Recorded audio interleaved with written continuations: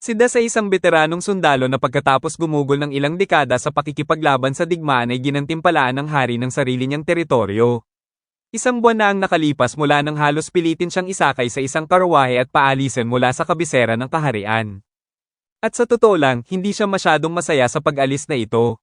Nang tuluyan ng huminto ang karwahe, sinabi sa kanya ng isa sa mga opisyal na nakarating na sila sa bago niyang teritoryo, at sinabing isa itong angkop na gantimpala para sa isang ulilang biglang umangat sa buhay na tulad niya.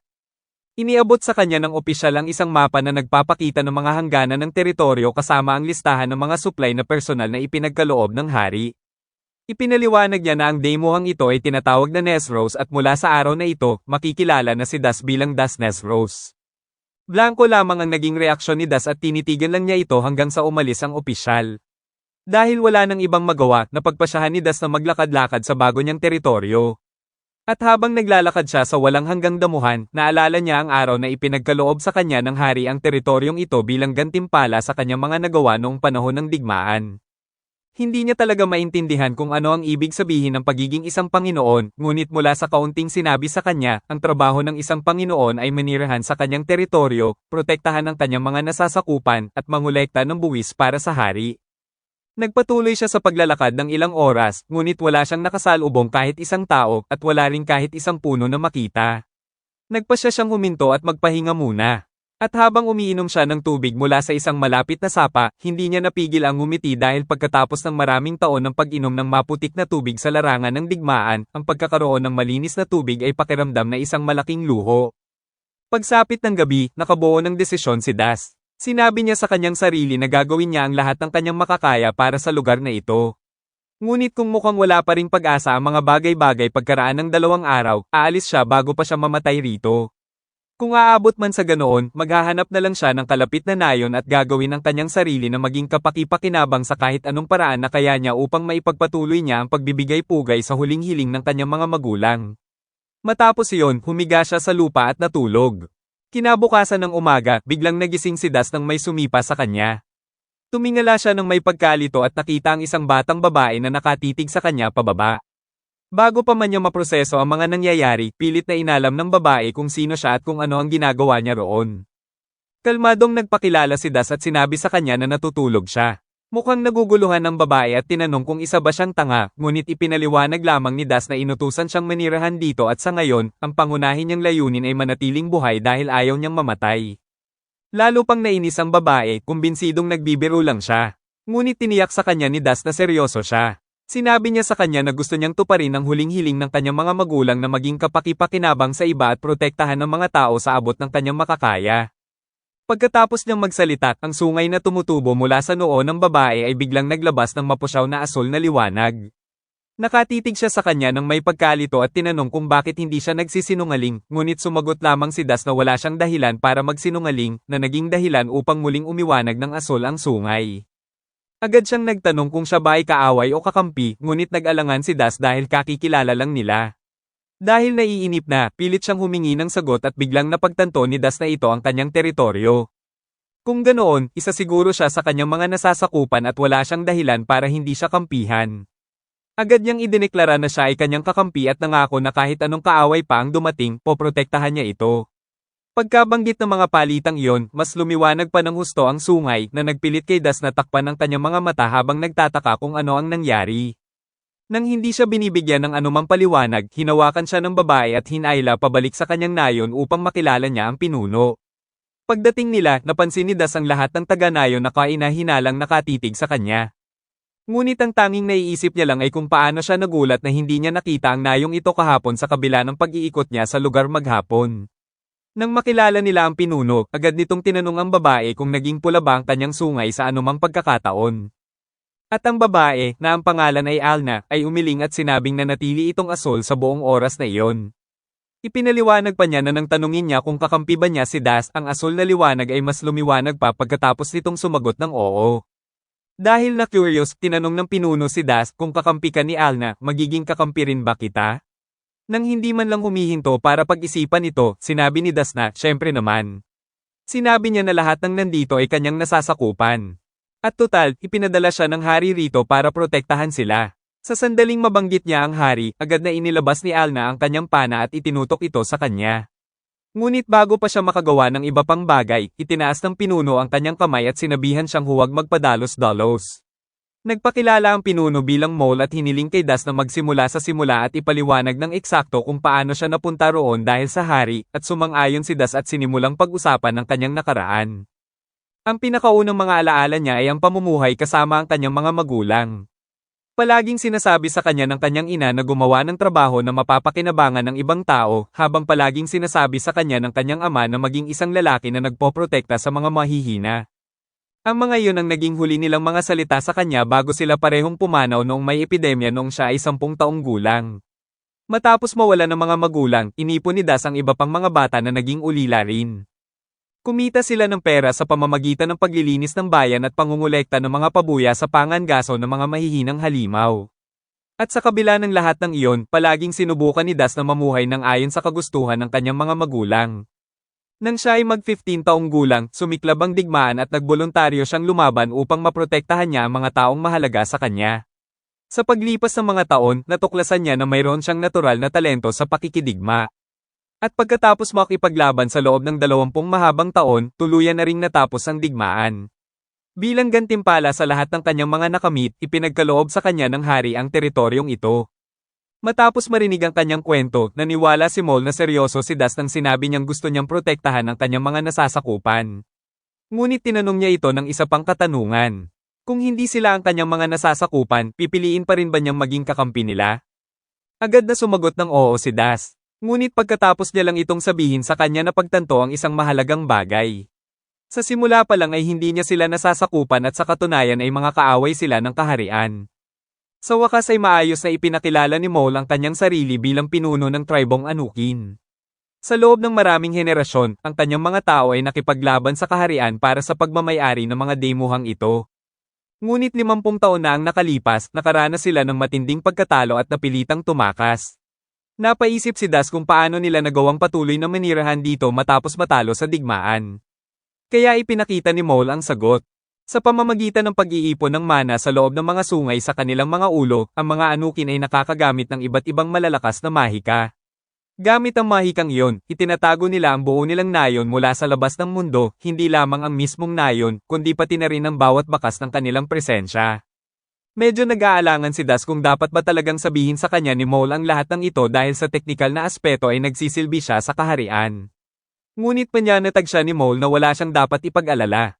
Ipinaliwanag niya na kung ang pagbasa sa sungay niya ay iba at hindi asul, hinding-hindi niya ipapaalam ang mga bagay na ito sa kanya. Ang mga Anukin ay mayroong isang mahika na tinatawag na tagasuri ng kaluluwa. Sa tuwing sila ay nasa presensya ng panganib o puot, ang sungay sa kanilang ulo ay umiilaw ng pula. Kung ang ibang tao ay walang masamang balak at walang dalang puot, ito ay umiilaw ng puti, habang ang asul naman ay nangangahulugan na ang taong iyon ay magdadala balang araw ng kagalakan o mga pagpapala sa tribo. Ipinaliwanag niya na kung nagsinungaling si Das sa kanila sa anumang pagkakataon, agad sanang naging pula ang sungay ni Alna, ngunit hindi ito nangyari, at iyon ang dahilan kung bakit pinili niyang magtiwala sa kanya. Sinabi ni Mole na umaasa siyang magiging isang mahusay na Panginoon si Das balang araw at inalok niya ito ng masisilungan, pagkain, at maging ilang mga alagang hayop upang matulungan siyang makapagsimula. Kapalit nito, humiling lamang siya ng isang bagay na huwag niyang sasabihin kahit kanino ang tungkol sa nayon, kahit pa sa hari.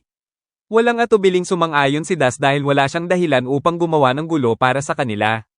Hanggat hindi sila nagsisimula ng panibagong alitan sa kaharian, ayos lang sa kanya na patuloy silang mamuhay ng payapa sa kapatagan.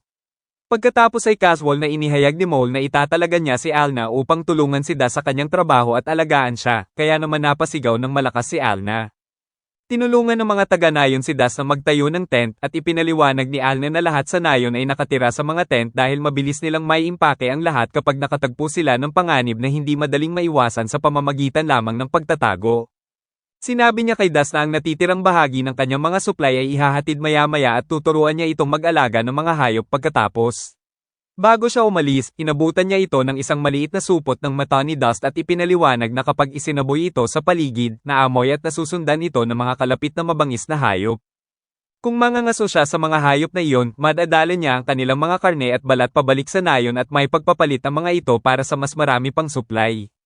Agad na lumabas si Das upang mangaso. Matapos maglakad ng malayo-layo mula sa nayon, bigla niyang napagtanto na nakalimutan niyang tanungin si Alna kung gaano karaming mata ni Dust ang dapat niyang gamitin.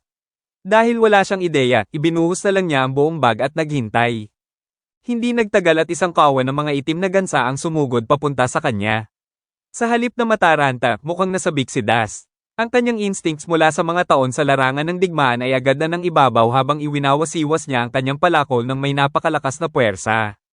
Pagtatapos ng labanan, halos kalahati ng kawan ang nalipol. Ngunit napagtanto ni Das na may nakaligtaan siyang isang napakahalagang problema. Hindi niya kayang buhatin ang lahat ng ito pabalik ng mag-isa. Pagsapit ng paglubog ng araw, dahan-daang naglakad pabalik sa nayon si Das na may dalang isang itim na gansa na nakasukbit sa kanyang mga balikat. Medyo nadismaya siya na pagkatapos talunin ang napakarami sa kanila, isa lang ang naiuwi niya, at inisip niya na baka pagtawanan na naman siya ni Alna. Gayunpaman, pagdating niya, talagang namangha si Alna at pinuri siya sa pagpapabagsak ng isang itim na gansa sa unang pangangasaw pa lamang niya. Casual na sinabi sa kanya ni Das na hindi lamang ito ang kanyang napatay. Ipinaliwanag niyang nakahuli talaga siya ng halos kalahati ng kawan ngunit hindi na niya kayang bitbitin pabalik ang iba.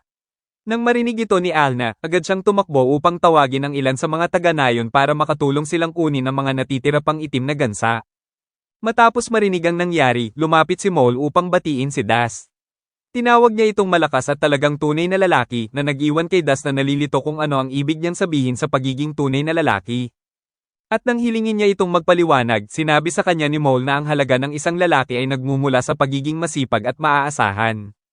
Ayon sa kanya, iyon ang mga katangian na nagpapage ang tunay na lalaki sa isang lalaki at ang anumang iba pa ay walang halaga para sa isang babae. Casual na sinabi rin ni Mole na kung sakaling pakasalan ni Das si Alna, natural na aasa ang mga tao ng mas malaking regalo sa kasal kaysa sa karaniwan. Agad na sinubukan ni Das na tanggihan na may nangyayaring ganoon. Ngunit tumawa lang si Mole at sinabihan siyang huwag mag-alala dahil ang mga tao at anukin ay ganap na may kakayahang magkaroon ng mga anak ng magkasama. Kinabukasan, gumising si Das at naabutan si Alna na naghahanda ng almusal para sa kanya. Matapos tumikim, sinabi niya sa kanya na magaling siyang magluto. Tinanong ni Alna kung ano ang plano niyang hulihin ngayon at nagtaka si Das kung hindi ba sapat ang nahuli nila kahapon. Ipinaliwanag niya na kung umaasa si Das na makahikayat ng mas maraming tao na manirahan sa kanyang teritoryo, mangangailangan siya ng mga bagay tulad ng balon at palikuran. Kung gusto niyang magpagawa ng mga ito sa mga bihasang manggagawa ng nayon, mangangailangan siya ng mas maraming kalakal para ipagpalit. Agad na sinabi ni Das na manghuhuli siya ng mas maraming itim na gansa, ngunit mabilis itong tinanggihan ni Alna. Sa halip, sinabi niya sa kanyang manghuli ng mga halimaw. Ang kanilang mga karne ay masyadong puno ng miasma para makain ng sinuman, ngunit ang kanilang mga kuko, sungay, at mga magic stone sa loob ng kanilang mga puso ay maaaring may benta sa magandang halaga. Nagtanong si Das kung may mga halimaw sa malapit at sinabi ni Alna na kaya niyang gamitin ang kapangyarihan ng kanyang sungay para matunton sila. Tumutol muna si Das dahil iniisip niya na masyadong mapanganib para sa kanya na masangkot sa mga halimaw, ngunit pagkatapos ng ilang pag-aatubili, sa huli ay pumayag din siyang hayaan itong gabayan siya. Kinalaunan ng araw na iyon, nasa labas si Das at sinusuklay ang balahibo ng tupa nang dumating ang ilang mga taga-nayon dala ang natitirang mga suplay niya. Humingi sila ng paumanhin na hindi pa tapos ang kanyang mga tent, ngunit sinabi ni Das na huwag silang mag-alala dahil hindi naman siya nagmamadali. Maya-maya pa'y lumabas si Alna na suot ang mga damit na angkop sa paglalakbay, at hindi na iwasan ni Das na mabigani sa kanya ng ilang sandali. Ang mga kalapit na taga-nayon ay agad na nakaramdam ng matinding selos kaya para silang sisubog, habang naiilang na tumikim si Das at sinabi kay Alna na dapat na silang umalis kung mangangaso sila. Nasa gitna sila ng paglalakbay nang bumigkas ng oras ayon si Alna at gumamit ng mahika para matukoy kung saan eksakto ang isang halimaw. Sinabi ni Alna kay Das na isa itong malaking halimaw. Sinabi ni Das sa kanya na titingnan muna niya, ngunit tumanggi si Alna at pinaalalahanan siyang kaya niyang gumamit ng pagtatago at kung maging masama man ang sitwasyon, maaari niyang itago silang dalawa para makatakas sila. Sabay na tumingin sina Das at Alna at nalaman na isa itong Earth Dragon at hindi lang isang malaking pagong. Nagpasya si Das na subukang pukpukin ito. Binalaan siya ni Alna na huwag subukan, sinasabing masyadong mapusok na sumugod ng mag-isa, ngunit hindi nakinig si Das at nagpasyang harapin ito ng diretsahan. Sinabihan niya itong manatiling nakatago. Iniwas-iwas ni Das ang kanyang palakol sa nangangaliskis nitong katawan, ngunit napagtanto niya na masyadong matigas ang mga kaliskis para mabasag. Pagkatapos ay pinalitan niya ang kanyang taktika at sinubukan tirahin ang kahinaan nito, ngunit tinakpan ng Earth Dragon ang lahat ng mahihinang bahagi nito at namaluktot upang protektahan ang mga ito. Muling pinaalalahanan ni Alnes si Das na masyadong mapusok ang pakikipaglaban sa isang Earth Dragon. Ngunit mas pipiliin pa ni Das na maubusan ng mga opsyon kaysa umurong. Umakyat siya sa likod ng dragon at patuloy na iniwasiwas ang kanyang palakol, umaasang makakapasok ang kanyang atake, ngunit nagsimulang mapinggis ang talem. Ganoon pa man, nagpatuloy pa rin siya, ginagamit ang kanyang determinasyon upang patibayin ang kanyang palakol at ipagpatuloy ang paglaban. Nagsimula nang maapektuhan si Alna ng miasma ng dragon. Nagpa siya si Das na gawin ang kanyang huling atake bago umatras. Sa wakas ay nakabasag din ng kaliskis ang suntok at bilang ganti, nagpakawala ng mga fireball ang dragon patungo sa kanya. Ginamit ni Das ang pagkakataong ito para saktan ng kahinaan nito at masugatan ang halimaw. Nag-ipon ng enerhiya ang dragon para sa huling fireball nito at itinoon kay Alna. Sinamantala ni Das ang pagkakataon at sinuntok ang likod ng dragon at tuluyan na itong napatay. Pagkatapos noon, dalawang taga-nayon na naghahanap kina Das at Alna sa kabundukan ang hindi sinasadyang nakita sila sa isang nakakailang na posisyon at halos hindi nila maproseso ang kanilang nakikita. Nang bumalik ang grupo sa nayon, agad na kumalat ang balita at nagulat ang lahat na nagawang pabagsakin ni Das ang isang Earth Dragon ng mag-isa. Ang sumunod na pagdiriwang ay agaran at maingay. Ang pag-uwi ng bangkay ng dragon pabalik sa nayon ay naging isang matinding pagsubok at nang matapos nilang buhatin ang dambuhalang katawan, umaga na. Pinuntahan ni Mole si Das at prangkang sinabi sa kanya na halos hindi siya makapaniwala na nagawa niya ito ng mag-isa. Si Das, na hindi natinag sa papuri, ay agad na nagtungo sa usapan at nagtanong kung ang pagpapalit ba ng mga labi ng dragon para sa isang balon at isang palikuran ay isang makatwirang palitan. Muntik nang matawa si Mole. Sinabi niya rito na ang isang binti pa lamang ng halimaw ay higit pa sa sapat para makapagpatayo ng ilan sa mga ito. At nang magtanong si Das kung ganoon ba talaga iyon kahalaga, kinumpirma niya na higit pa ito sa anumang maibabayad ng buo ng nayon sa kanya. Ang pinakamagandang maya-alok nila bilang kapalit ay ang pagkatay sa halimaw kasama ang kanyang palikuran, isang balon, mga materyales para sa tent, mga rasyon, at mga halamang gamot. At magtatayo pa sila ng isang tent na imbakan para sa kanya upang itago ang mga natirang materyales. Talagang nagpapasalamat si Das. Pagkatapos ay binanggit ni Mole si Alna at iminungkahi na magtabi siya ng isang bahagi mula sa dragon bilang regalo sa kasal at idinagdag na tiyak na matutuwa ang kanyang mga magulang na makatanggap ng isang pangil o kuko. Mukhang naguguluhan si Das at nagtanong kung ano ang kinalaman ng kasal sa lahat ng ito. Sinabi lang sa kanya ni Mole na ikakasal siya kahit pa naisip niya ito o hindi at gagawin ng nayon ng lahat ng kanilang makakaya upang matiyak ang malapit na ugnayan sa isang kapitbahay na pumapatay ng mga Earth Dragon para mabuhay. Ipinunto rin niya na kahit paano niya man iwasang pakasalan si Alna, bawat isang dalaga sa nayon ay pupunta sa kanyang pintuan sa lalong madaling panahon dahil sa mga nagawa niya. Sinabi ni Das na parang seryosong problema iyon. Sinabihan siya ni Mole na huwag mag-alala dahil pumunta na mismo si Alna upang kausapin ang kanyang mga magulang tungkol sa kasal. Natahimik si Das sandali at nagtatakang tinanong kung iyon ba ang dahilan kung bakit hindi niya ito nakita mula nang bumalik sila at kinumpirma naman ito ni Mole. Nagtanong siya kung itinuturing na silang engaged ngayon at ipinaliwanag ni Mole na ang mga anukin ay walang kaugalian sa engagement tulad ng sa mga tao. Sa kanyang mga tao, nagpapakasal lang kayo at ang tanging tunay na desisyon na kasama rito ay ang pagpapasya kung kailan ito mangyayari. Iyon ang pinakamalapit sa konsepto ng engagement ng mga tao. Idinagdag din niya na ang pagbuo ng mas malapit na ugnayan sa pamamagitan ng kasal ay magiging kapaki-pakinabang para sa kanya kung balak man niyang maging isang tunay na Panginoon sa rehiyong ito. Sinabi ni Das na pinahahalagahan niya ang pag-aalala, ngunit inamin na nabigla siya at nagtanong kung bakit labis siyang nag-aalala tungkol sa kanyang kinabukasan. Binigyan siya ni Mole ng direktang sagot. Kung may mangyari sa kanya, walang makapagsasabi kung anong uri ng Panginoon ang maaaring pumalit sa kanya, at ang kawalang katiyakang iyon ang gusto niyang iwasan. Matapos iyon, iniwan niya siya para asikasuhin ang sarili niyang mga tungkulin. Narinig ni Das ang ilang taga-nayon na pinag-uusapan kung gaano karami ang nagawa ni Alna, kahit na siya ay napakabata pa. Dahil na curious, tinanong niya ang mga ito kung ilang taon na ba talaga siya. Sinabi sa kanya ng mga taga-nayon na kaka-15 lang niya at kamakailan lang siya nasa sapat na gulang para magpakasal. Nagbiruan pa sila na nakahuli na siya ng isang kahangahangang tao na tulad niya. Lubos na nagulat si Das matapos marinig na 15 taong gulang pa lamang si Alna. Hindi siya makapaniwala na inaasahan siyang pakasalan ng isang ganoon kabata samantalang siya ay 35 taong gulang na, sapat na ang edad para maging ama nito. Sa sarili niyang kaharian, kailangang hindi bababa sa 18 taong gulang ang mga tao bago sila pahigang magpakasal. Agad na nagsimulang gumawa ng plano si Das. Nagpasya siya na maaari silang manatiling engaged sa susunod na 3 taon at sa panahong iyon ay magsisikap siyang maging isang maayos at ganap na Panginoon. Sa pagtatapos ng 3 taong iyon, umaasa siya na nahanap na niya ang kanyang paninindigan bilang isang Panginoon at bilang isang lalaki. Nang mga oras na iyon, tinawag siya ni Alna at masayang sinabi sa kanya na naayos na ang kanilang kasal. Pagkatapos ay tinanong siya nito kung ano ang gusto niya para sa almusal kinaumagahan at sinabi sa kanya ni Das na malugod siyang kakain ng kahit anong lutuin nito. Hindi nagtagal ay nagsimula ng batiin ng ibang mga taga-nayon si Das para sa kasal nila ni Alna, ngunit mabilis niyang sinubukan na linawin ang mga bagay-bagay. Ipinaliwanag niya na sila ay engaged pa lamang at hindi pa talaga kasal. Tumawa lamang ang mga taga-nayon at sinabihang huwag masyadong mahiya. Ilang sandali matapos ang piging, natapos din sa wakas ang bagong balon at palikuran kung saan ipinagpalit ni Das ang mga materyales at lahat ay bumalik na sa kanilang normal na pang-araw-araw na buhay. Natapos ni Das ang pagtatayo ng isa pang tent at may pagmamalaking tiningnan ng kanyang gawa. Inamin niya na hindi naman masama para sa unang pagtatangka, ngunit alam niyang kailangan pa niyang mas maging magaling sa paggawa nito upang ang mga magiging nasasakupan niya ay hindi na kailangang matulog sa labas kapag dumating sila. Pagkatapos ay biglang tumama sa kanya ang katotohanan. Wala pa siyang kahit isang nasasakupan.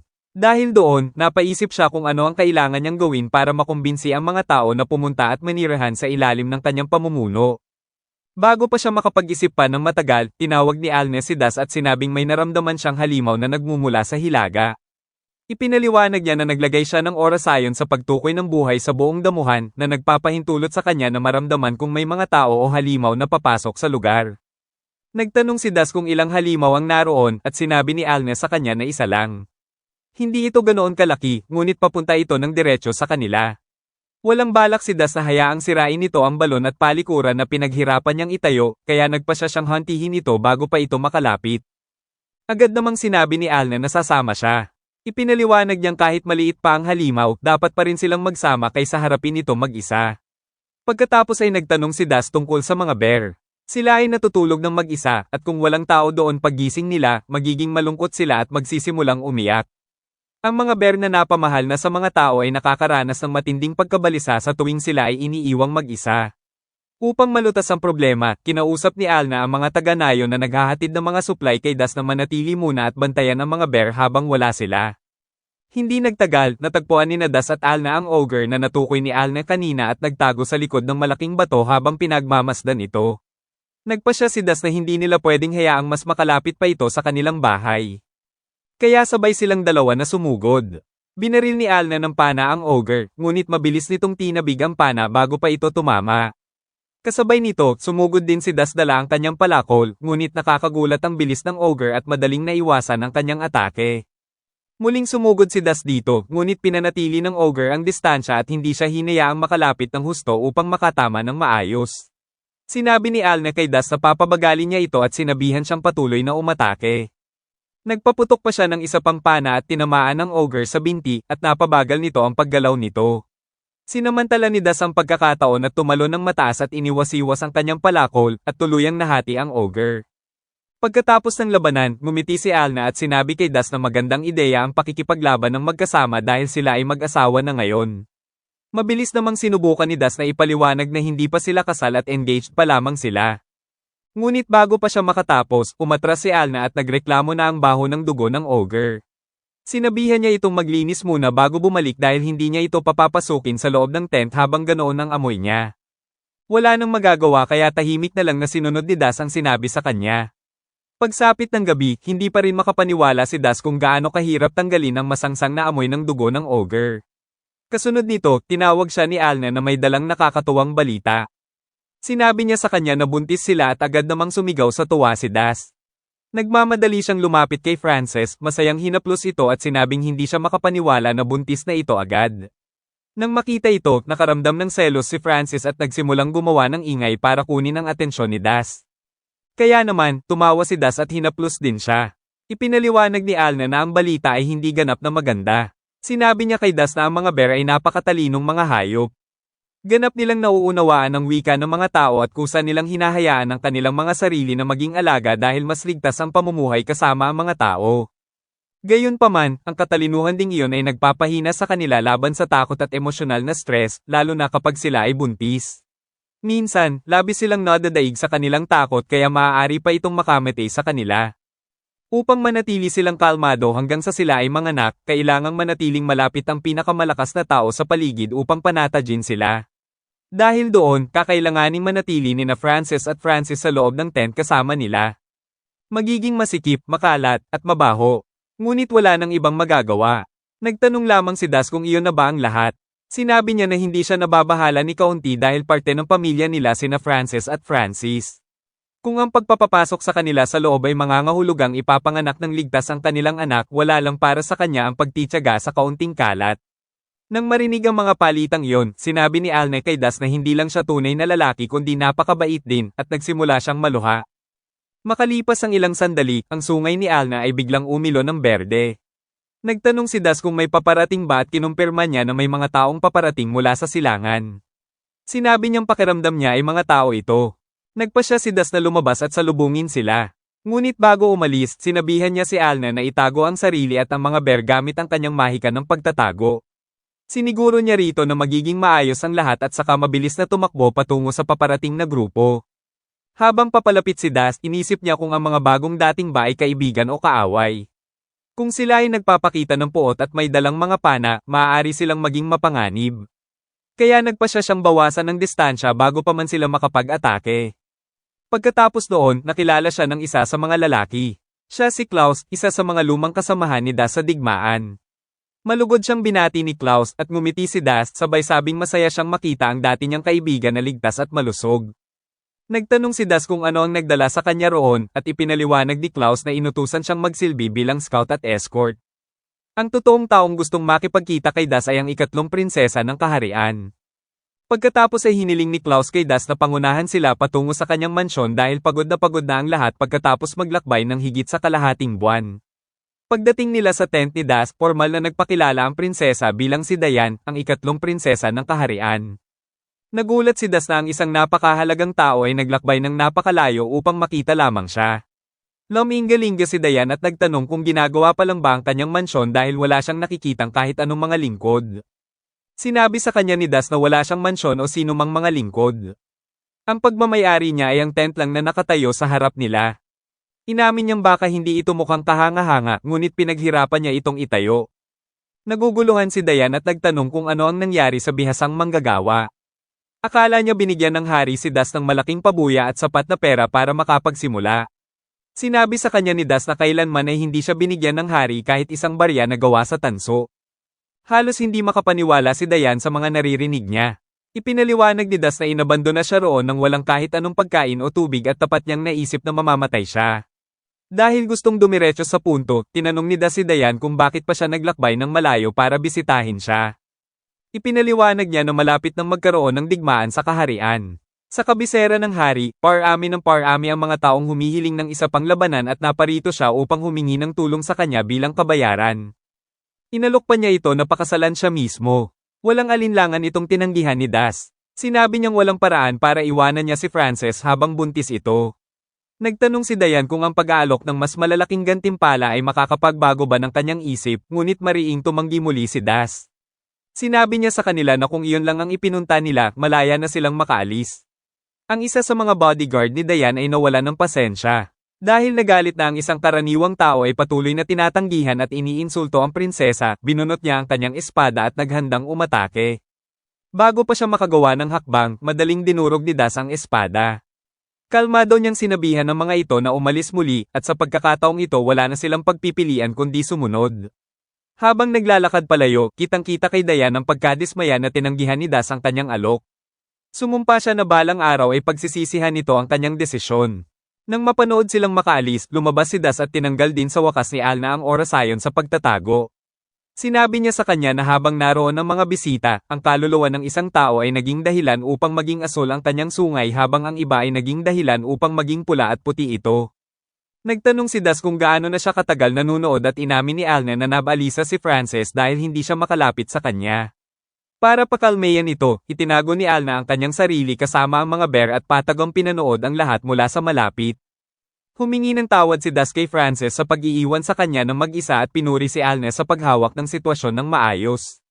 Pagkatapos ay tinanong niya kung ang babaeng naging dahilan kung bakit nag-ilaw ng pula ang kanyang sungay ay may masamang balak sa kanya. Umiling si Alna at ipinaliwanag na ang kanyang pagsusuri ng kaluluwa ay maaari ng maramdaman kung may tao man na may masamang balak sa kanilang dalawa dahil sila ay pamilya na ngayon. Kinabukasan ng umaga, nagising si Das sa amoy ng almusal habang naghahanda si Alna ng pagkain sa umaga. Bigla na lang, ang sungay ni Alna ay nagsimulang muling mag-ilaw ng berde. Sinabi niya kay Das na may isa pang tao na paparating. Napaisip si Das kung manlalakbay lang ba ito na nawala ng daan, kaya nagpa siya siyang puntahan ito at tingnan. Bago siya umalis, tinanong niya si Alna kung sasama ba ito sa kanya. Sinabi ni Alna na hindi dapat maging problema iyon dahil iisang tao lang naman.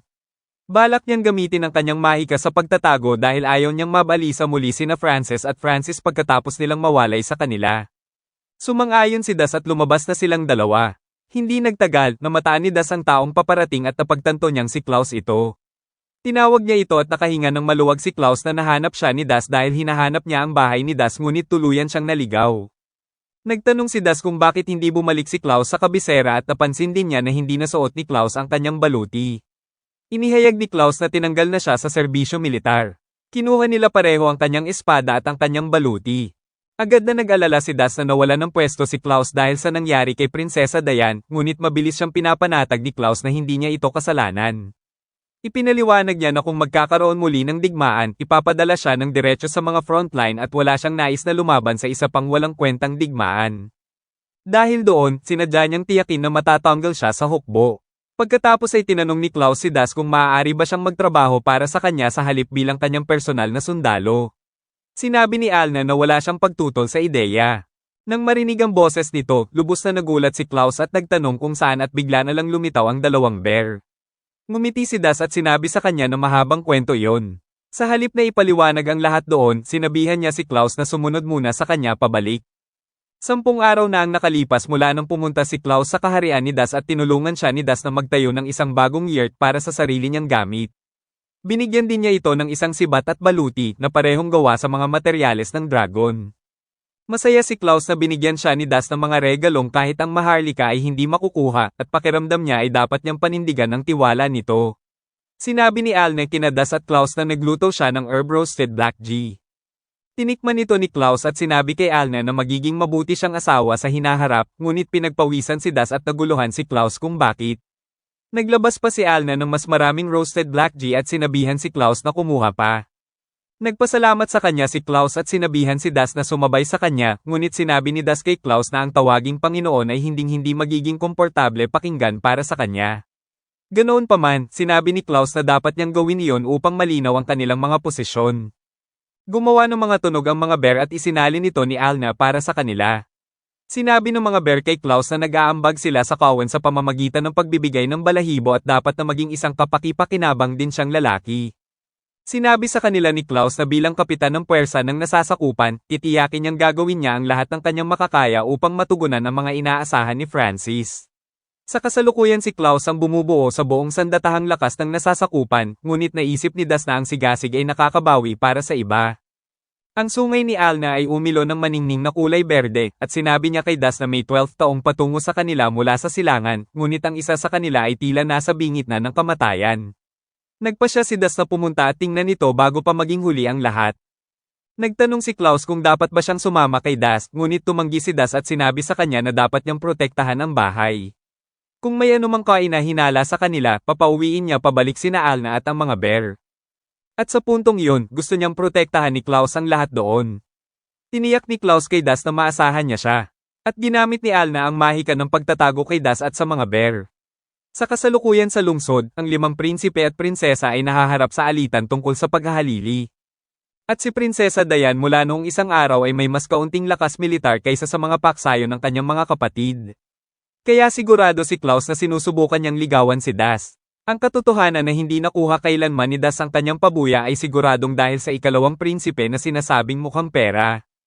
Ang mga maharlika ay nahahati sa mga paksayon at ang mga epekto ng kanilang pag-aaway at mga pakana ay nararamdaman kahit sa hangganan. Balang araw, maaaring makarating ang mismong sigalot sa nasasakupan ni Das, ngunit naisip ni Klaus na ang lumaban at mamatay sa paglilingkod kay Das ay hindi naman ganoon kasama. Napansin ni Klaus na buhat ni Das ang isang matandang babae sa kanyang likod kasama ang ilang mga tao sa likuran niya. Nagtanong si Klaus kay Das kung ano ang nangyari at ipinaliwanag niya na may isang rebelyon sa Karatig na nasasakupan na naging dahilan upang palayasin ng isang mahirap na nayon ang matandang babae upang mas kakaunti ang kanilang pakainin. Nahulaan ni Klaus na malamang ang mga Kasdaks ito.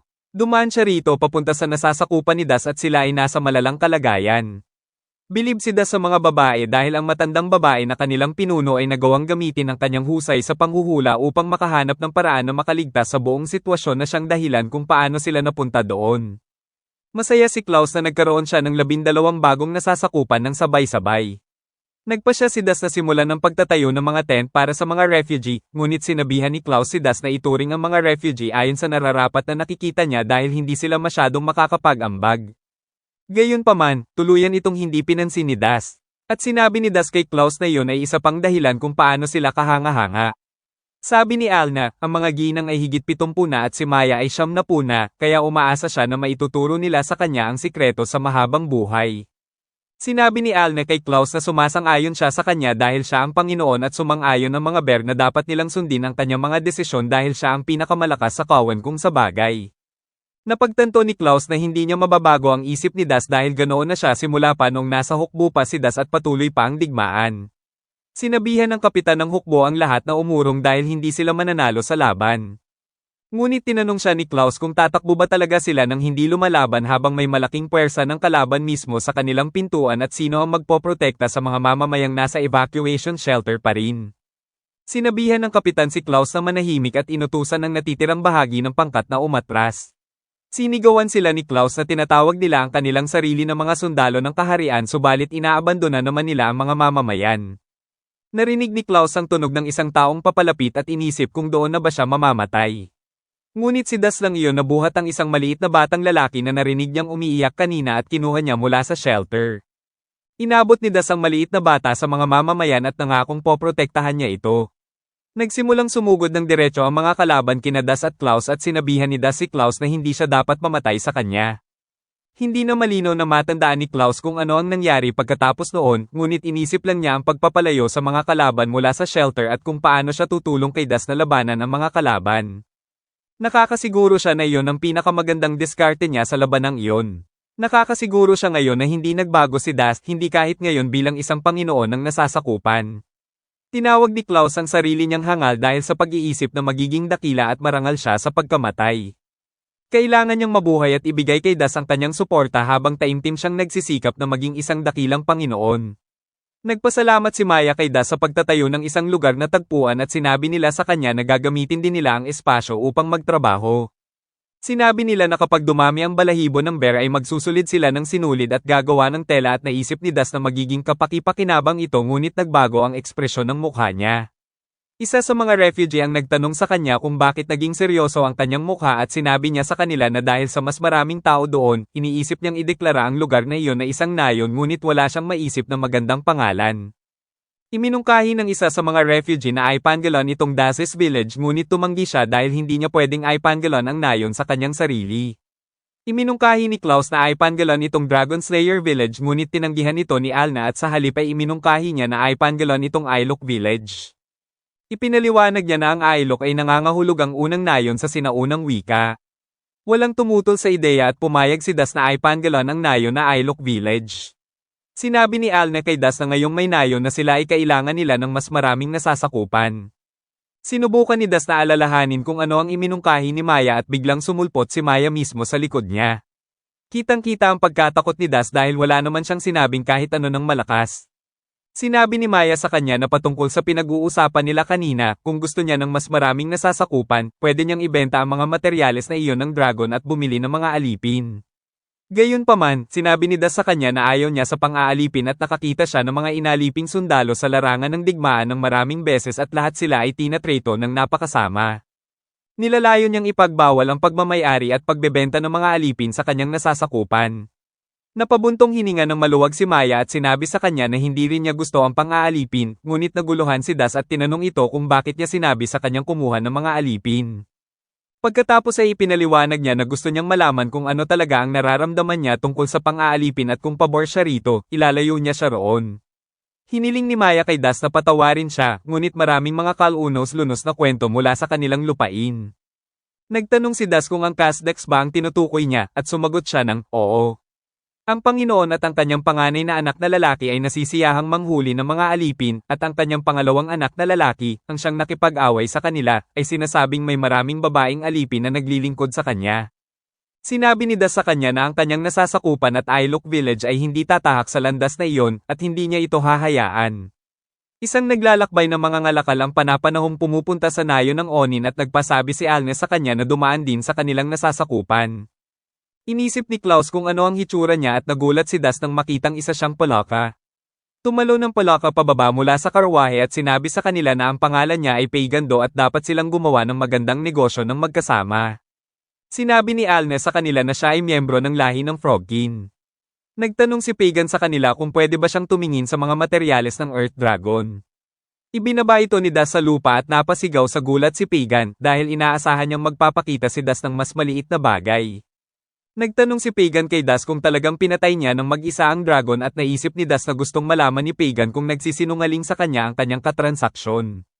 Kaya ipinakita niya ito sa pamamagitan ng paghati sa materyal sa 2 piraso. Mas lalo pang nagulat si Pagan. Nagtanong si Das kung naniniwala na ba si Pagan sa kanya ngayon at sumang-ayon si Pagan at sinabi sa kanyang masaya siyang makipagkalakalan sa kanya. Inutusan ni Pagan ang kanyang mga gwardya na simulang ibaba ang lahat ng mga produkto at pagkatapos suriin ay natutuwa siyang nagdala siya ng sapat na mga produkto para ikalakalan. Nagpasya si Pagan na ito ay magandang pagkakataon upang maglabas ng sorpresa. Sinabi niya kay Das na hindi niya maibenta ang mga alipin sa nasyon ng mga Beastkin. Ngunit dahil tao si Das, naisip niya na baka kukunin niya ang mga ito. Kitang-kita ang galit ni Das kay Pagan sa pagbebenta ng mga alipin at napansin niya na wala ng buhay ang kanilang mga mata, na ibig sabihin ay mga ulila din sila tulad niya. Bago pa makagawa ng anumang padalos-dalos si Das, hinawakan ni Alna ang kanyang kamay at sinabihang kumalma. Sinabihan siya ni Maya na huwag gumawa ng ganoong nakakatakot na mukha sa harap ng mga bata. Sinabi ni Maya kay Pagan na hindi nila nais bumili ng mga alipin, ngunit sinubukan ni Pagan na ipaliwanag na mali ang iniisip nila at hindi alipin ang dalawa. Kung hindi niya kinuha ang mga ito bilang mga produkto, malamang ay patay na sila. Sa nayon kung saan ipinanganak ang 2 bata, iniiwasan sila ng mga taga-nayon at sinabing magdadala sila ng kalamidad at papatayin na sana sila. Kinuha sila ng kanilang mga magulang at tumakas mula sa nayon at sa mga panahong iyon ay nakilala sila ni Pagan. Gayunpaman, mas malala pa ito sa kayapang hawakan ng mga magulang at pareho silang nagkasakit. Alam nilang bilang na ang kanilang mga araw. Kaya nakiusap sila kay Pagan na alagaan ng mga bata, ngunit tumanggi si Pagan dahil hindi naman siya gumagawa ng kawang-gawa. Binayaran ng mga magulang si Pagan at sinabi sa kanya na pwede niya silang kunin bilang mga produkto, ngunit ang lahat ng pera na ibinigay nila sa kanya noon ay ubos na at ang kambal ay nagpapabutas ng kanyang bulsa, kaya nagmakaawa siyang kunin na ito ni Das. Pumayag si Das at sinabi sa kanya na kukunin niya ang kustodiya ng kambal at magbabayad ng mga materyales upang mabayaran ang nagastos niya sa pagsuporta sa kanila. Binuhat sila ni Das at tinanong kung ilang taon na sila at kung anong mga laro ang gusto nilang laruin, ngunit hindi sila sumagot. Patuloy na nagtanong sa kanila si Das, ngunit walang nakuhang sagot. Kaya inisip niya na wala silang mga pangalan at nagpasyang siya na ang magpangalan sa kanila. Pagkatapos, nagsalita sila at sinabi sa kanya na hindi nila gusto ng bagong pangalan. Ginamit niya ang pagkakataong iyon upang hingin ang kanilang mga pangalan at sinabi nila sa kanya na ang kanilang mga pangalan ay Senador na I at Ihan. Sinabi ni Das sa kanilang dalawa na gusto niyang maligo sila kasama ng kanilang bagong nakatatandang kapatid na si Alna at magpalit ng damit at sumang-ayon sila. Sinabi ni Maya sa kanila na pagkatapos noon ay magkakaroon sila ng steamed potatoes at sinabihan ni Klaus si Das ng good job sa pagkalimot sa kanilang mga pangalan. Sinabi ni Das sa kanya na gusto nilang protektahan ang mga pangalan na ibinigay sa kanila ng kanilang mahal na mga magulang.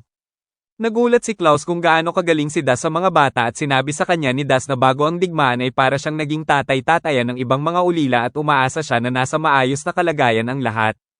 Dinala ni Alnes sina Senador na I at Ihan kay Das at hindi inasahan ni Das na ganoon kadali silang magbubukas ng loob sa kanya kaya tinawag niya sila sa kanilang pangalan at pinuri ang kanilang mga bagong damit. Alam ni Maya na hindi sila mga batang tao, ngunit pakiramdam niya ay magiging maganda ang mga ito para sa nasasakupan. Manunood siya at titingnan kung ano ang mangyayari. Binigyan ni Alnes sina Senador na I at Ihan ng mga hiyas at ipinaliwanag ang kahulugan ng kanilang mga pangalan. Ang ibig sabihin ng Senador na I ay ang isang maganda tulad ng buwan at ang Ihan ay nangangahulugang banal na buwan. Sinabi ni Alna sa kanila na malamang na may malalim na pagmamahal ang kanilang mga magulang sa buwan at iyon ang dahilan kung bakit ibinigay niya sa kanila ang mga inahiyas. Sinasabing ang kapangyarihan ng buwan ay nakatago sa loob ng mga ito. Naalala ng mga bata ang kanilang mga magulang at nagsimulang umiyak. Sinabi ni Das sa kanila na pareho silang naging matapang mula nung umalis sila sa kanilang minamahal na mga magulang, ngunit hindi na nila kailangang pigilan pa ito. At kapag gusto nilang umiyak, dapat ay ilabas nila ito. Nagtanong si Das kay Alna kung ano ang sinaunang wika na binanggit niya at ipinaliwanag ni Alna na ito ay isang sinaunang wika na umiiral na lamang sa mga alamat. Wala nang gumagamit nito ngayon at hindi niya alam kung ito ba ay purong tradisyon ng mga Onichin, ngunit ang dalawang bata ay mukhang hindi tao. Sinabi niya kay Das na posibleng nagkaroon ng ugnayan ng kanilang mga tao noon sa mga Onichin. Sa araw na iyon, ang Ailok Village ay naging mas masigla at maingay.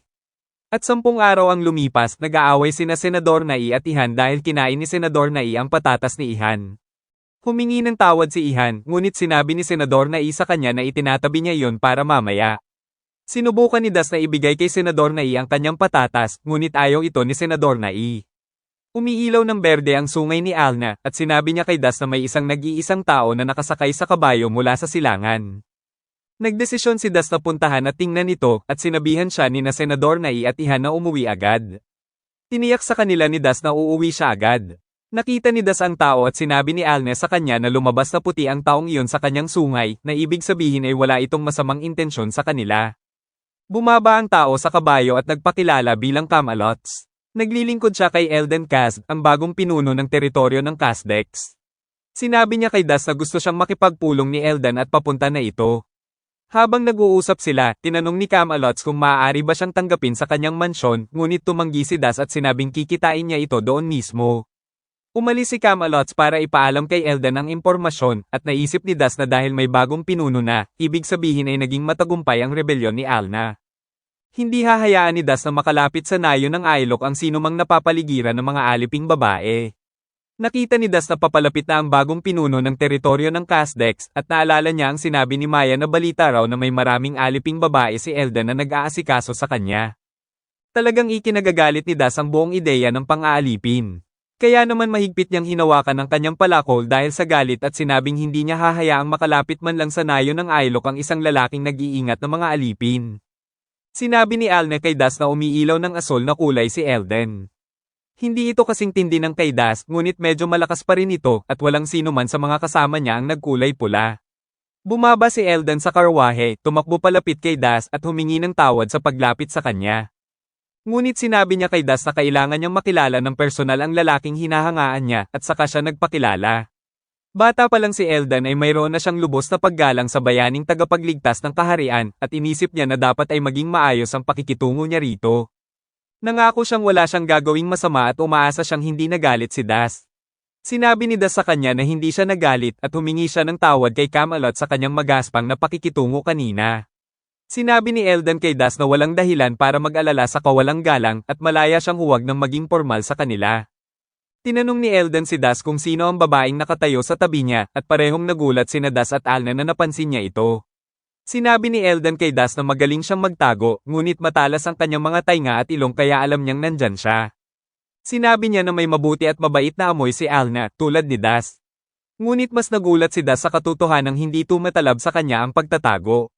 Nagpakita si Alna, at nagulat si Elden nang makita niyang may sungay si Alna sa ulo, at tinanong siya kung ano ang kanyang lahi. Humarap siya kay Das at tinanong kung ano ang relasyon nito sa kanya, at ipinaliwanag ni Das kay Elden na Alna ang pangalan niya at siya ang kanyang mapapangasawa. Ngunit itinama siya ni Alna sa pagsasabing siya ay asawa nito. Tiningnan ni Elden ang sungay at tinanong siya kung siya ba ay isang demi-human, at sinabi ni Alna sa kanya na siya ay isang onin at ipinanganak siyang may sungay sa ulo. Hindi pa niya naririnig ang palitang demi-human, kaya hindi niya alam kung paano sisigot. Ipinaliwanag ni Elden na ang demi-human ay isang pangkalahatang tawag na ginagamit para sa mga nilalang na hindi tao ngunit katulad nila, at may iba't iba silang uri gaya ng taong hayop at taong isda. Sumagot si Alna na kung tama ang sinasabi niya, siya nga ay isang demi-human. Nangilid ang luha sa mga mata ni Elden at nagsimula siyang umiyak.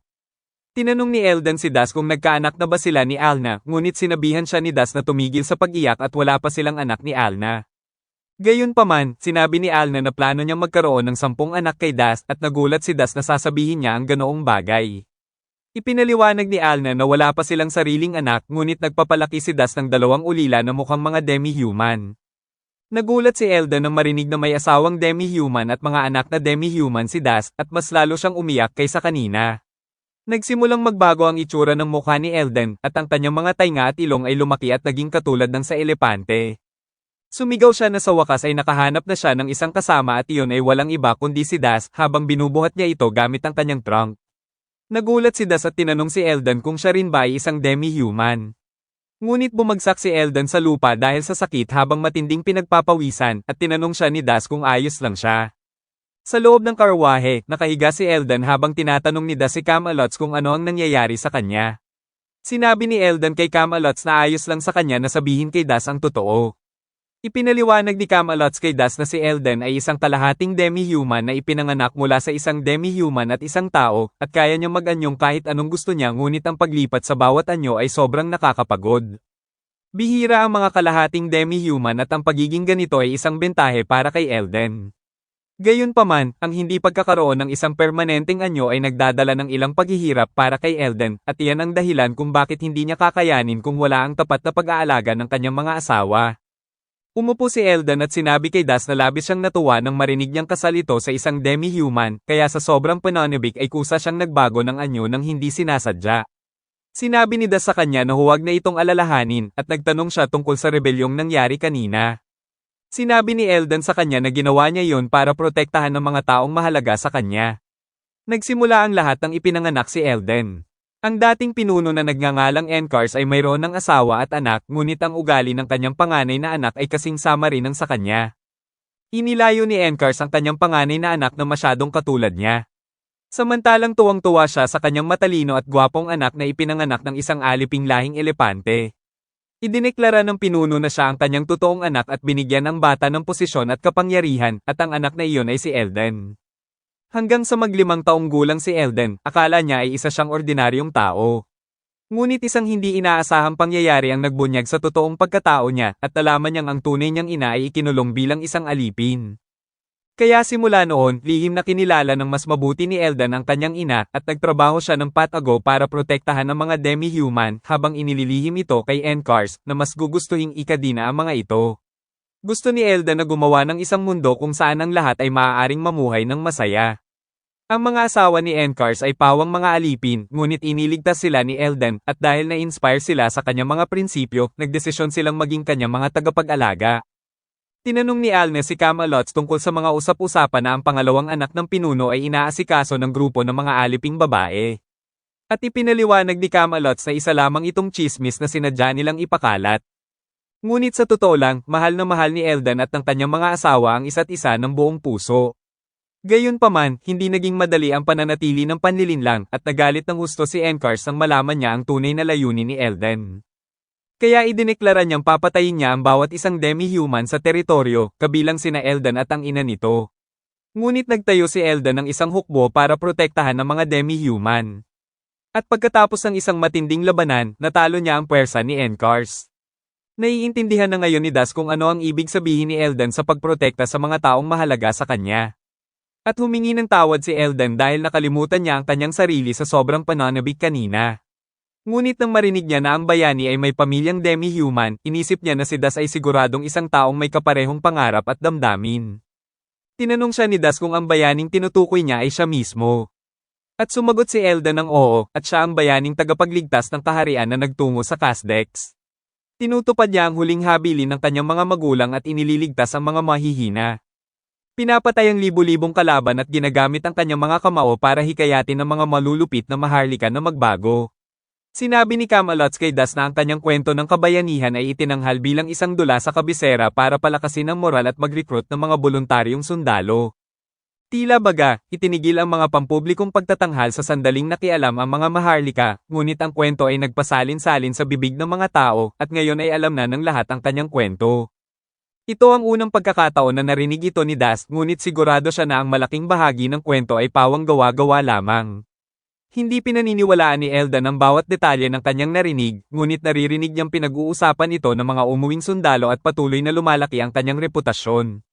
Ngayon na nakilala na ni Elden si Das, sinabi niya na mas higit pa si Das kaysa sa mga kwento. Kaya umaasa si Eldan na magiging magkasundo sila at makakapagtrabaho patungo sa isang mundo kung saan ang mga demi-human at mga tao ay payapang namumuhay ng magkasama. Sinabi ni Das kay Eldan na sinusuportahan niya ang pangarap na iyon at sa kanyang nayon, ang mga tao at mga demi-human ay payapa ng namumuhay ng magkasama. Naisip din niya na magandang makita ito sa mas maraming lugar. Kaya sinabi niya kay Eldan na gusto talaga niyang maging kaibigan nila si Eldan at ang kanyang mga tao. Nagsimulang manggilid ang luha sa mga mata ni Eldan at sinabi ni Das sa kanya na talagang kapuri-puri ang kanyang mga prinsipyo. Naisip ni Das na maaari pa siyang mas maging proud dito kaya hindi siya dapat mahiya at nagsimulang umiyak ng matindi si Eldan. Naiintindihan na ni Das at Eldan ang sitwasyon sa teritoryo ng isa't isa. At sinabi ni Das kay Eldan na inutusan niya ang isang naglalakbay na mga ngalakal na ipalaganap ang balita tungkol sa kanyang teritoryo para makakuha ng mas maraming nasasakupan. Ngunit tinanong pa rin ni Das si Eldan kung may iba pa ba siyang mungkahi. Sinabi ni Eldan sa kanya na ipapakalat din niya ang balita sa Kasdex. Ngunit may kailangan muna siyang gawin. Naisip ni Eldan na mapapahamak siya kapag hindi siya nakapag-ipon ng mas malaking imbakan ng pagkain, kaya sinabi niya kay Das na dapat na siyang magsimulang mag-produce ng pagkain sa loob ng kanyang teritoryo, lalo na kung plano niyang magkaroon ng mas maraming nasasakupang darating. Tila malayo pa ang taglamig, ngunit maaari itong dumating nang hindi nila namamalayan. Kung hindi sila maghahanda ngayon, pagsisihan nila ito sa huli, kaya nagpasalamat si Das sa kanya para sa payo. Sinabi ni Eldan sa kanya na plano niyang maging kapaki-pakinabang hanggat maaari kay Das pagkatapos ay umalis na siya. Pagdating ni Das sa bahay, ginamitan siya ni na Senador Nai at Ihan ng isinumpang salita at sinabi sa kanya na ang tagal-tagal nilang naghintay at nagsinungaling siya na uuwi siya agad. Pagkatapos makatulog din na Senador Nai at Ihan, tinanong ni Alne si Das kung sigurado ba siyang hindi niya dapat pinagalitan ng mga bata dahil pinalo at sinipa nila si Das. Ipinilit pa nilang magpuyat dahil nagsinungaling siya. Naisip ni Das na hindi iyon magandang asal, ngunit hinayaan na lang niya ito dahil siya ang sumira sa pangako at gusto niyang magsimulang humingi ng tawad. Pangkaraniwan na sa mga batang kapapasok pa lang sa isang pamilya ang magsalita kung ano ang gusto at maging malikot para subukan ng mga matatanda, ngunit sinabi ni Das na kung magpapatuloy ito, mapipilitan siyang ituwid ang mga ito. Kinausap ni Das si Alne tungkol sa sitwasyon sa produksyon ng pagkain, tulad ng binanggit ni Eldan kanina, at sinabi niya sa asawa na magsisimula siyang magbungkal ng bukid. Ipinaliwanag niya na marami siyang ginawang trabaho sa bukid bago ang digmaan, kaya gusto niyang isipin na sanay na siya rito. Nagsimulang umilo ng berde ang sungay ni Alna at sinabi niya kay Das na may nanghihimasok, ngunit tinanong siya ni Das kung sigurado ba siyang hindi lang ito sina Eldan at ang mga tao nito. Sumagot siya na ang mga nanghihimasok ay nagmumula sa ibang direksyon kaysa sa dinaanan ni Eldan Palis at walang matinong tao ang pag-alagala sa gabi. Naisip ni Das na siguradong mga bandido ito at nagdesisyon siyang pumunta at tingnan, ngunit sinabi ni Alna na susunod din siya. Tinanong siya ni Alna kung paano niya kaya silang mahanap ng walang tulong at ipinasa niya ang tungkuling bantayan ang bahay kay Klaus. Habang nasa labas sila, naghahanap ang mga bandido at nagtataka kung may mga tao ba talagang nasa mga bukirin. Wala man lang silang nakitang ni isang puno sa paligid. Sinabi ng isa sa kanila na nasa tamang daan sila at nagreklamo itong gumastos siya ng malaking halaga para upahan sila at kung hanggang salita lang sila, maaari na nilang ibalik ang pera niya kaagad. Ngunit sinabi nila sa kanya na walang dapat ipag-alala at gagawin nila ng tama ang trabaho. Tinanong nila siya kung bakit kailangan nilang gawin iyon sa isang gabi na walang buwan, at tinanong niya sila pabalik kung hindi pa ba nila naririnig ang tungkol kay Das, ang bayaning tagapagligtas ng kaharian. Hinding-hindi nila siya matatalo sa harapang laban sa gitna ng araw. At kung mabigo silang gulatin siya, wala silang magiging laban sa kanya. Ngunit inisip nilang mga pekeng chismis lang iyon at imposibleng matalo sila dahil napakarami nilang mandirigma. Sinabihan sila ng taong umupa sa kanila na huwag silang sisigat-sagot sa kanya. At kung mahanap nila si Eldan, dapat din nila itong patayin. Tinanong nila kung magbabayad ba siya ng dagdag para sa pagpatay kay Eldan. At sinabi niya na babayaran niya sila ng 100 pilak na barya para kay Eldan at isang bonus na 10 gintong barya para kay Das.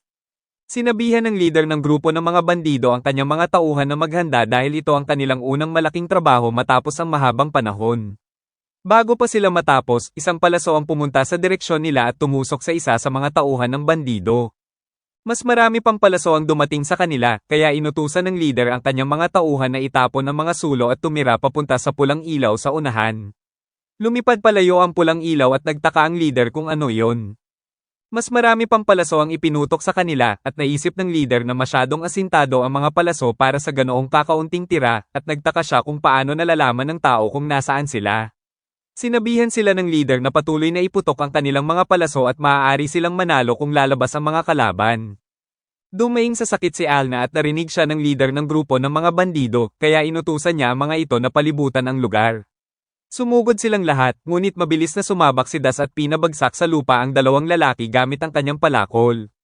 Nagulat ang leader nang makita niyang nauubos ang kanyang mga tauhan ng dahil sa iisang tao.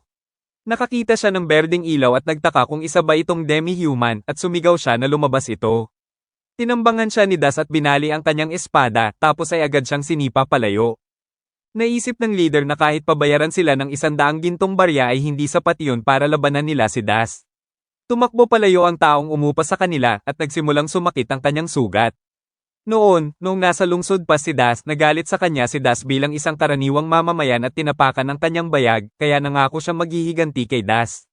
Sinisermo na ni Das ang mga bandido na gumawa sila ng isang napakatangang desisyon nang subukan nilang patayin sila. Sinabihan sila ni Alna na umalis na bilang parusa at naisip ni Alna na hindi talaga iyon parusa. Natuwa si Alna na nakakuha sila ng napakaraming sandata mula sa kanila at nagtanong si Das kung may presyo pa ba ang mga sira-sirang sandata. Sinabi ni Alna sa kanya na napakahalaga ng bakal dito. Habang pauwi, pinag-usapan ni Alna at Das kung paano sila nagkakilala. Ginamit ni Alna ang kanyang kakayahang magtago para makalapit kay Das, hinalikan ito sa pisngi at tumakbo palayo dahil sa hiya. Pinuntahan ni Das si Mole para sabihin na gusto niyang magbungkal ng bukid sa damuhan. Napag-usapan na nila ito ni Alna, ngunit sinabi sa kanya ng dalaga na matagal nang sinasabi ng mga tao sa nayo nila na hindi tumutubo ang mga pananim doon. Tinanong ni Das kung paano sila nakakakuha ng mga halamang gamot at ipinaliwanag ni Alna na itinatanim nila ang mga ito bilang halaman sa paso. Hindi niya alam kung paano ito gawin ng mag-isa kaya naisip niya na baka alam ito ni Mole. Kinumpirma ito ni Mole at sinabi kay Das na hindi talaga tatubo ang mga pananim sa mga kapatagang iyon, ngunit sinabi ni Das na ang kailangan niya lang ay ipaliwanag nito kung paano mag-alaga ng halaman sa paso. Kahit na maging mahirap ang pagsasaka, mas gusto niya itong subukan kaysa maupo lang at walang gawin. Sinabihan ni Mole si Das na durugin ang mga verdant leaf stone kasama ng mga buto ng hayop at ihalo ang pulbos sa lupa. Sinabi niya na maganda itong gamitin sa mga halamang gamot na nakapaso ngunit hindi para sa mga gulay. Sinubukan na nilang magtanim sa bukid gamit ang parehong paraan noon ngunit hindi ito kailanman gumana. Tinanong ni Das kung ano ang pinagkaiba ng mga halamang gamot sa mga gulay dahil para sa kanya, pare-pareho lang silang mukhang iba't ibang uri ng damo. Inamin ni Mole na hindi niya rin alam ang pinagkaiba ng mga ito, ngunit tingin niya ay alam ito ng mga forest kin. Ang mga forest kin ay mga taong alam ang lahat tungkol sa kagubatan, mga halaman, at pagsasaka. Sabi sa mga kwento, sa isang kumpas lang ng kanilang kamay, kaya nilang gawing matabang lupa na puno ng mga halaman ang kahit anong tigang na lugar. Ngunit hindi pa nakakakita si Mole ng kahit isa sa kanila, kaya hindi siya sigurado kung totoo nga silang nag-e-exist. Gayunpaman, nangako siyang tutulungan si Das sa abot ng kanyang makakaya sa pagbubungkal ng bukid. At kung magtagumpay ito, gusto niyang ituro sa kanya ni Das kung paano niya ito ginawa dahil gusto rin niya ng mas matatag na supply ng pagkain. Sinabi ni Das na iyon talaga ang plano niya simula pa lang at kung magiging maayos ang lahat, dadalhan niya ito ng patatas. Sinabi ni Mole na mataas ang inaasahan niya para sa patatas at sa pagkakaroon ng anak ni Das at Alna. Ngunit ayaw ni Das na mapunta sa Epstein Files kaya sinabi niya na hindi na kailangan. Pag-uwi ni Das, agad na tumakbo ang mga bata para salubungin siya. Napansin nila ang dalang bag ni Das at masayang nagtanong kung may inuwi ba siya para sa kanila. Ibinaba ito ni Das at buong pagmamalaking ipinakita ang mga batong kinolekta niya na umaasang mamamangha sila kung gaano kakintab ang mga ito. Ngunit sa halip, mukhang dismayadong dismaya ang mga bata. Sinabi nila sa kanya na isa lang itong malaking bag ng mga bato at nakakabagot ito. Sinabi ni Francis at Frances sa mga bata na gusto nilang makipaglaro, ngunit sinabihan sila ng mga bata na sa ibang lugar na lang maglaro. Naiwang hiyang-hiya si Das sa buong sitwasyon. Lumapit si Alna sa likuran niya para salubungin siya, napansin ang mga bato, at nagtanong kung ano ang mga ito. Sinabi ni Das na mukhang magagandang mamahaling bato ang mga ito para sa kanya. Naalala ni Alna na hindi talaga nakakaramdam ng magical energy si Das, kaya ipinaliwanag niya na kung nakakagamit lang ito ng mahika, malalaman niya agad na walang kahit anong magical energy ang mga batong iyon. Kung walang magical energy, kahit gaano pa kaganda ang mga ito, ordinaryong bato lang sila at walang kwenta. Alam na ni Das na nakakaramdam ng magical energy si Alna. Ngunit napaisip siya kung nakakaramdam din ba ang mga bata. Sinabi ni Alna sa kanya na para sa kanilang edad, kakaiba ang galing ng dalawa sa pakiramdam ng magical energy. Minsan nga ay napapansin pa nila ang mga mahihinang bakas na kahit siya ay hindi madetect. Kung seseryosohin nila ang pag-aaral ng mahika, baka balang araw ay malampasan pa ng mga kakayahan nila ang mga chieftain. Nagulat si Das nang marinig iyon at sinabing kahit anong landas pa ang piliin nila sa buhay, sigurado siyang may magandang kinabukasan na naghihintay para sa kanila. Nagsimulang durugin ni Das ang mga verdant leaf stone, at sinabing dahil hindi naman siya nakakaramdam ng magical energy, mas mabuti pang simulan na niyang ihanda ang bukid. Bago pa siya makapagsimula ng maayos, biglang sinabi ni Alna na may nararamdaman siyang mga taong paparating mula sa silangan. Maraming tao, mga kabayo, at ilang bagay na hindi niya masyadong matukoy. Nagpasya si Das na imbestigahan ito at nagpumilit si Alna na sumama dahil hindi niya ito hahayaang pumunta ng mag-isa lalo na't hindi nila alam kung sino ang parating. Nagpasalamat si Das at sabay silang umalis. Habang tumatakbo, sinabi ni Alna na malapit na silang makita kaya sinabihan niya si Das na dapat na silang huminto. Ginamit ni Das ang scope para mas makita ng maayos at napagtanto niya na si Kamlats ang nagmamaneho ng nangungunang karwahe. Masaya niya itong sinabi kay Alna, ngunit sinabihan siya nito na huwag maging sobrang madrama dahil kakilala naman nila ang parating. Pagkatapos ay tinanong ni Das kung ano ang mga nilalang na humihila sa mga karwahe, at ipinaliwanag ni Alna na mga white geese ang mga iyon. Iyon ang mga kakaibang nilalang na naramdaman niya kanina. Sinabi ni Das na kahit magkaiba ang kulay nila, kamukha pa rin nila ang mga black geese kaya madali silang matandaan. Ilang saglit pa, napansin ni Alna na may gumagalaw sa loob ng isa sa mga karwahe, at nagpasya si Das na tatanungin na lang niya si Kamlats tungkol dito mamaya. Sa loob ng karwahe, nakahinga ng maluwag ang isang daga. Sinabi nito na matapos siyang mahuli sa slave hunt, hindi niya alam kung ano ang mangyayari sa kanya, ngunit nagpapasalamat siyang nakapuslit siya sa isang karwahe na papunta sa disyerto. Bigla na lang siyang sinigawan ng ibang mga daga, at sinabing hindi papunta sa disyerto o kahit saan malapit doon ang karwahe. Inasar nila ito at sinabing kahit matalino siyang magbasa, isa pa rin siyang tanga. Sinabi ng natatakot na daga na dapat na silang bumaba agad, ngunit ipinaliwanag ng iba na wala talaga silang balak umuwi. Sa halip, plano nilang patayin ang Dragon Slayer. Tatalunin nila si Das, ang lalaking pumatay ng dragon, at patutunayan kung gaano talaga kalakas ang mga desert folk. Nagreklamo ang daga na sumakay lang siya dahil akala niya ay may plano talaga silang umuwi. At saka, mas malakas pa si Das kaysa sa dragon. Ngunit kumbinsido ang ibang mga daga na mas angat sila kaysa sa mga tao, at naniniwala silang matatalo nila si Das para pilitin ito na ihanap sila ng daan pabalik sa disyerto. Bumaba si Kamlat sa karwahe at nagpasalamat kina Das at Alna sa personal na pagsalubong sa kanya. Ipinaliwanag niyang dinedeliver niya ang lahat ng ipinangako ni Lord Eldan kay Das. Habang nagtatago sa loob ng karwahe, naghanda ang mga daga na tambangan si Das sa sandaling lumapit ito. Aksidenteng nasipa ng isa sa kanila ang natatakot na daga, kaya natomba ito at napalakas ang tili na kumuha sa atensyon ni Das. Pagkalapit ni Das sa karwahe, biglang lumabas ng sabay-sabay ang lahat ng daga at nagsimula ng sorpresang pag-atake. Mabilis na hinarang ni Alna ang bawat tira at pinrotektahan si Das. Mabilis na umatras ang mga daga bago sinubukang tambangan si Alna sa halip, ngunit habang sumusugod sa kanya, ininsulto nila ito. Agad na pinatomba ni Das ang lahat ng daga at idineklara na si Alna ay isang kamanghamanghang babae at hindi niya hahayaang may mang-insulto rito. Nagulat talaga si Alna sa sinabi niya at hindi napigil ang mamula sa kilig. Inutusan ni Kamlat sa mga bantay niya na protektahan sina Das at Alna habang hinuhuli ang bawat natitirang daga.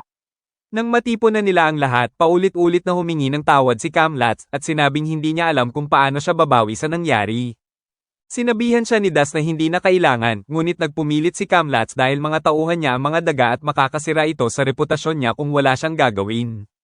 Nagulat si Das nang marinig na mga tauhan pala niya ang mga ito. Ipinaliwanag ni Kamlats na kahit mukha silang ordinaryong hayop, kahit anong lahi na may sariling wika at kultura ay tinatawag na beastkin. Ang mga partikular na dagang ito ay kabilang sa lahi ng big-eared hopping mousekin. Kahit na nagpupumilit silang tawaging desert folk, galing sila sa disyerto sa labas ng katimugang hangganan ng kaharian kung saan naganap ang mga slave hunt. Iniligtas sila ni Lord Eldan at ipinangakong hahanap ng paraan para makauwi sila, ngunit sa halip na magpasalamat, gumagawa pa sila ng gulo. Nagpasya si Das na ipaubaya na lang kay Kamlats ang parusa sa kanila. Inulit niya na walang utang na loob sa kanya si Kamlats, ngunit kung makakatulong ito para gumaan ang pakiramdam niya, tatanggapin niya kahit anong paghingi ng tawad ang gusto nitong ibigay. Nagpasalamat si Kamlats kay Das bago inabot ang isang sulat galing kay Elden. Sa sulat, ipinaliwanag ni Elden na bukod sa mga kagamitan sa pagsasaka na ipinangako niya, naglagay din siya ng mga pampalasa at ilang espesyal na produkto mula sa sarili niyang teritoryo dahil naisip niyang magugustuhan ito ni Das. Niregalo rin niya kay Das ang mga kabayong naghatid ng lahat sa pag-asang may pagpapatuloy nila ang kalakalan at komunikasyon sa hinaharap. Sinabi niya na nasa sabik siyang makita ulit si Das. Nagulat at hindi makapaniwala si Das na binibigay sa kanya ni Elden ang lahat ng ito ng libre at nakaramdam siya agad ng utang na loob rito. Mas lalo pang ginulat ni Kamlat si Das nang ipaliwanag nito na nagpadala rin si Elden ng mga materyales na kailangan para magtayo ng kwadra at hindi na kailangang mag-alala ni Das sa paggawa nito dahil ang mga tauhan niya na mismo ang bahala sa lahat. Masayang tinanong ni Alne si Das kung mapapasa kanila na talaga ang mga kabayo at masayang kinumpirma ito ni Das. Patakbong lumapit si Alna para himasin ang mga ito habang paulit-ulit na nagpapasalamat kay Das. Sa sobrang tuwa ni Alna, napaakap siya kay Das ng mahigpit at muntik na itong masakal sa sobrang gigil na yakap. Ipinaliwanag niya na hindi kailanman naging mayaman ang pamilya niya at mula pa noong bata siya, pangarap na niyang magkaroon ng pamilyang may alagang kabayo. Lagi siyang umaasa na dahil napaka-maaasahang lalaki ni Das, makakakuha rin ito balang araw, ngunit hindi niya inakalang mangyayari ito ng ganito kabilis. Tinanong ni Das kung bakit nahirapan sa pera ang pamilya niya at diretsahang sinabi ni Alna na dahil walang kwenta ang kuya niya. Dahil nahiya sa sobrang higpit ng pagkakayakap niya, humingi siya ng tawad at tinanong kung galit ba ito.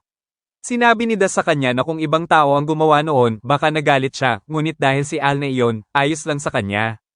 Medyo nakakahiya lang, kaya pinakiusapan niya ito na medyo bawasan ang pagiging malambing kapag may ibang tao sa paligid at masaya naman siyang pumayag.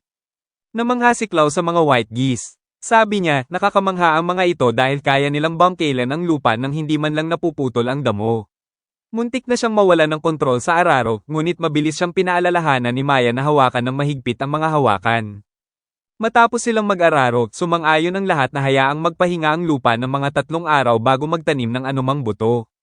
Ipinaliwanag ni Maya na sa nayo nila noon, gumagamit sila ng abo ng kahoy para mapanatiling malusog ang lupa. At nagmungkahi rin siya na gumawa ng isang sistema para sa patubig dahil hindi kalakihan ang malapit na sapa at baka kailanganin nila ng sobrang tubig kapag tag-araw. Buong pagmamalaking sinabi ni Klaus na palagi siyang humuhukay ng mga butas noong panahon ng digmaan, kaya napakasanay na niya rito. Pabirong tinanong ni Das kung gusto ba nilang gumawa ng magkasama bilang pag-alala sa nakaraan, at masayang pumayag si Klaus. Bago pa sila makapagsimula, dumating sina Ihan at Senay na hinahanap si Das at tinanong kung tapos na ba itong magsaka. Sinabi ni Das sa kanila na aabutin pa ito ng ilang linggo. Tinanong niya kung may kailangan ba sila. Pagkatapos magpalitan ng kabadong tingin, sinabi na lang ng mga bata na handa na ang pagkain at pinapasando na siya ni Alna. Nagulat si Das. Naglakad pa sila ng malayo para lang ihatid ang mensahe. Habang buhat-buhat sila pabalik, napansin niya na kakaiba ang kinikilos nila at napaisip kung anong problema. Tahimik na nagtanong ang mga bata kung mahirap daw ba ang magsaka, at sinabi ni Das na hindi naman talaga. Tinanong ulit nila kung malulungkot ba siya kapag may nilihim sila sa kanya. Sinabi ni Das na kung masama ang sikretong iyon, baka malungkot siya, ngunit kung hindi naman, hindi siya malulungkot. Pagkarinig doon, biglang tumalon sina Ihan at Senay mula sa pagkakabuhat niya at nagpatuloy sa paglalakad papunta sa bahay. Patuloy na tinatanong ni Das kung bakit nila tinanong iyon, ngunit walang sumagot sa kanya ni isa man sa mga bata, at wala rin silang binanggit kay Alna. Pagkalipas ng ilang araw, bumalik din sila sa pagiging masayahin at unti-unting nakalimutan ni Das ang buong pag-uusap nila. Nang lumipas ang 3 araw, dinalhan ni Alne si Das ng ilang buto at ipinaliwanag na ang mga ito ay buto ng mabilis lumaking halamang gamot na Yen-Oshi, na kadalasang tumutubo na kinabukasan. Umalis si Das para silipin ang kwadra at nagulat siya nang makita na tapos na ang buong istruktura sa loob lang ng 3 araw. Ipinaliwanag ni Kamlats na gumamit lang sila ng mga prefabricated na materyales na kailangan na lang buuin. Bilang pasasalamat sa lahat ng ginawa nila, inalok ni Das si Kamlats ng ilang parte ng dragon, ngunit agad na tumanggi ang lahat dahil sobrang mahalaga at bihira ang regalong ito. Kalaunan ay napapayag din sila ni Das na tanggapin ito sa pamamagitan ng pagsasabi na iiwan lang niya ang mga materyales sa kanila para magamit nila para sa kanyang kapakinabangan balang araw. Habang naghahandang umalis si Kamlats, nagsimulang umiyak sina Ihan at Senay. Sinabihan sila ni Alna na hindi sila pwedeng manatili sa loob at umiyak habang buhay dahil lang mamimiss nila siya. Pagkatapos nilang umiyak, kailangan pa rin nilang alagaan ang mga kabayo dahil kung hindi, iiyak din ang mga kabayo. Agad na pinunasan ng mga bata ang kanilang mga luha at patakbong umalis para alagaan ang mga ito. Bumalik si Das para silipin ang bukid ngunit nakita niya na walang kahit anong halaman ang tumubo. Sa halip na panghinaan ng loob, nagpasya siyang subukan ulit dahil hindi naman lahat ay nagtatagumpay sa unang pagkakataon. Kinabukasan, ganun pa rin ang eksaktong resulta na nakita niya. Kaya naman, naisip niya na baka kulang lang ang nagamit niyang verdant leaf stone at nagdagdag pa siya. Nang wala pa ring tumubo kinabukasan, magdadagdag sana ulit siya, ngunit pinigilan siya ni Alna. Sinabi niya rito na masisira lang ang lupa kung gagamit siya ng sobra, at malumanay na pinaalalahanan siya na hindi talaga tumutubo ang mga pananim sa damuhan. Nakita ni Naihan at Sene ang pagkadismaya ni Das at nagsimula silang mag-isip kung paano nila ito matutulungan. Habang nag-iisip sila, bigla silang may narinig na isang estranghero na humihingi ng tulong. Dahil sa kuryosidad, sinundan nila ang boses hanggang sa makarating sila sa isang kahoy na kahon. Nang maramdaman ng daga sa loob na may tao sa paligid, agad itong sumigaw at nagmakaawa na iligtas siya. Ito ang katapusan ng episode 5. Mag-subscribe para hindi palampasin ang susunod.